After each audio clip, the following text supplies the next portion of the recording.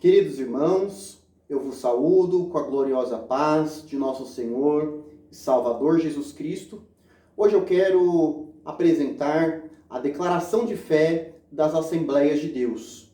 Um texto que foi aprovado e homologado na 43ª Assembleia Geral Ordinária da CGADB, no dia 26 de abril de 2017. A confissão de fé, regra de fé ou declaração de fé são interpretações autorizadas das Escrituras Sagradas, aceitas e reconhecidas por uma igreja ou denominação. Todas as igrejas ou denominações no mundo possuem algum tipo de conjunto de crenças. E com a Igreja Assembleia de Deus não é diferente. Temos uma declaração de fé, ou seja, um compilado organizado das principais doutrinas que nós cremos, ensinamos e pregamos.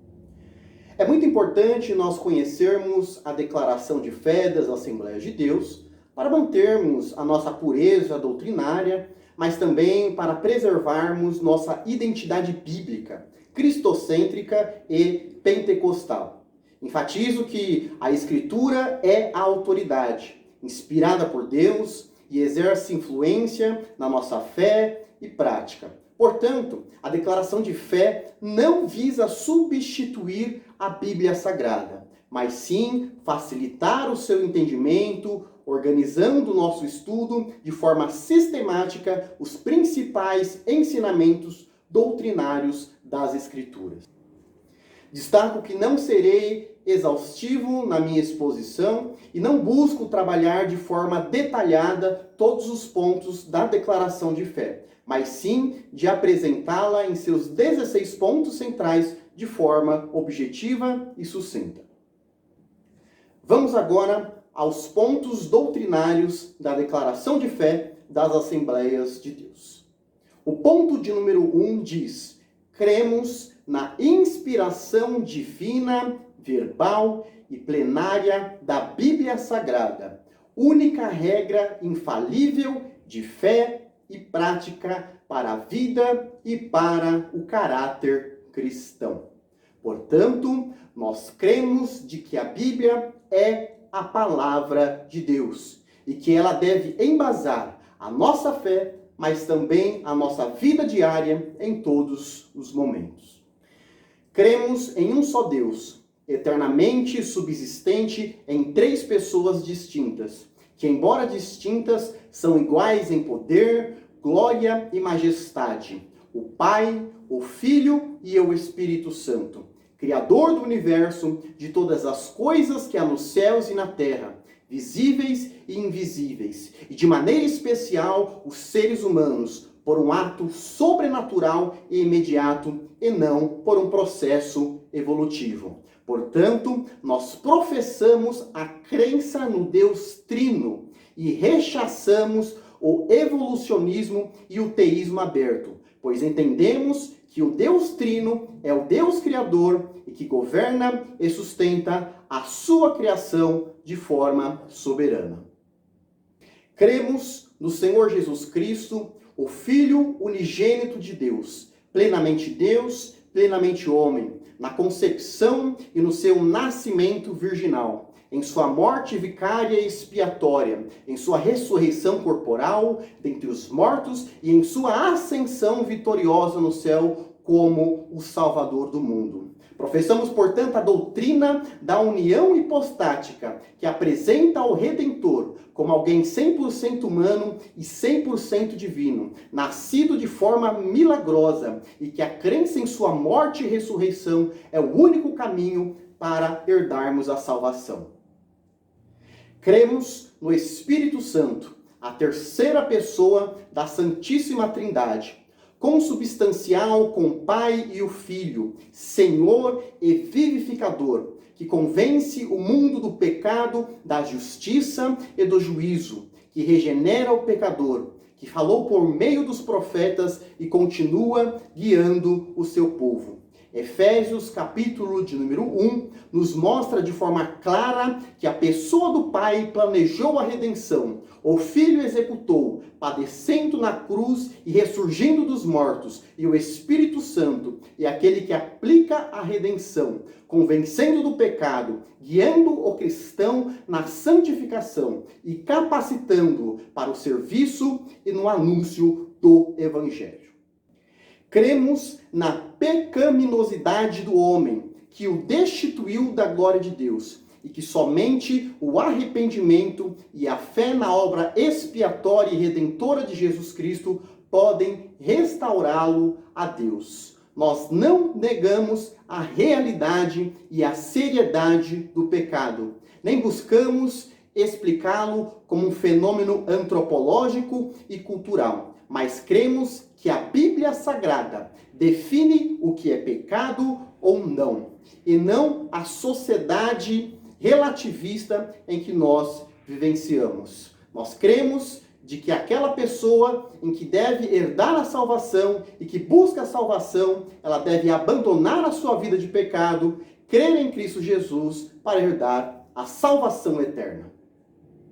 Cremos na necessidade absoluta do novo nascimento pela graça de Deus e mediante a fé em Jesus Cristo, e pelo poder atuante do Espírito Santo e da palavra de Deus para tornar o homem aceito nos reinos dos céus. A regeneração, o novo nascimento, é requisito primordial no processo da salvação. No Evangelho de João, capítulo de número 3, versículo de número 3, o evangelista registra: na verdade te digo, que aquele que não nascer de novo não pode ver o reino de Deus. Cremos na igreja, que é o corpo de Cristo, coluna e firmeza da verdade. A igreja é una, santa e é universal. É a assembleia dos fiéis, remidos de todas as eras e todos os lugares, chamados do mundo pelo Espírito Santo para seguir a Cristo e adorar a Deus. Nós, da Igreja Assembleia de Deus, cremos no batismo bíblico efetuado por imersão em águas, uma só vez, em nome do Pai, do Filho e do Espírito Santo, conforme determinou o Senhor Jesus Cristo. Embora tenhamos respeito e apreço aos nossos irmãos que exercem o batismo por aspersão, nós da Igreja Assembleia de Deus o praticamos por imersão, por entendermos que no batismo há uma identificação do crente na morte, sepultamento e ressurreição de Jesus Cristo, conforme o apóstolo Paulo registra em Romanos, capítulo de número 6. Nós cremos na necessidade e na possibilidade de termos uma vida santa e irrepreensível por obra do Espírito Santo, que nos capacita a viver como fiéis testemunhas de Jesus Cristo. Nós cremos que a santificação é uma mudança de posição, mas também é um processo. Ou seja, nós entendemos que o santo é alguém separado, consagrado para algo específico. E o cristão, de fato, é esta pessoa. Mas a santificação também é entendida como um processo. Devemos crescer em santidade. Ela é processual. E o Espírito Santo nos auxilia nessa tarefa, onde nós encontramos força para vencermos o pecado. Nós cremos no batismo no Espírito Santo, conforme as Escrituras, que nos é dado por Jesus Cristo, demonstrado pela evidência física do falar em outras línguas, conforme a sua vontade. Nós ensinamos que o batismo no Espírito Santo, com evidência de falar em outras línguas, é uma das marcas distintas do crente pentecostal. Aliás, nós cremos que o livro de Atos dos Apóstolos não apenas descreve a história da igreja primitiva, mas prescreve, ou seja, recomenda o padrão da igreja para a atualidade, com pregação genuína da palavra de Deus, salvação de almas, manifestação dos dons espirituais, cura divina, batismo no Espírito Santo e o anúncio que Cristo em breve voltará. Cremos, portanto, que é uma experiência distinta da regeneração e que é uma promessa para a igreja contemporânea. Nós cremos na atualidade dos dons espirituais distribuídos pelo Espírito Santo à igreja para a sua edificação, conforme a sua soberana vontade para o que for útil. O pastor Antônio Gilberto, em seu texto publicado na obra Teologia Sistemática Pentecostal, publicada pela CPAD, define de forma clara o dom espiritual. Ele diz, abre aspas, o dom espiritual é uma dotação ou a concessão especial e sobrenatural pelo Espírito Santo, de uma capacidade divina sobre o crente, para serviço especial na execução dos propósitos divinos para e através da igreja. E nós cremos que esses dons são para a igreja contemporânea e que não serviram apenas para testificar a autoridade apostólica na pregação do evangelho na igreja primitiva. Esses dons estão reservados para a igreja da atualidade. Nós cremos na segunda vinda de Cristo em duas fases distintas. A primeira, invisível ao mundo, para arrebatar a sua igreja antes da grande tribulação. E a segunda vinda, visível e corporal, com a sua igreja glorificada para reinar sobre o mundo durante 1000 anos. Nós ensinamos que o próximo evento escatológico a acontecer é a ressurreição dos mortos em Cristo e o arrebatamento da igreja. E para os que aqui permanecerem, se iniciará o período da grande tribulação, 7 anos literais, divididos em duas fases, como nos deixa claro o livro do profeta Daniel, no capítulo de número 9, onde o profeta fala acerca das 70 semanas. Nós cremos também no comparecimento ante o tribunal de Cristo, de todos os cristãos arrebatados, para receberem a recompensa pelos seus feitos em favor da causa de Cristo na terra. Cremos que após o arrebatamento, nós participaremos do tribunal de Cristo, que é destinado aos crentes apenas, à igreja de Cristo.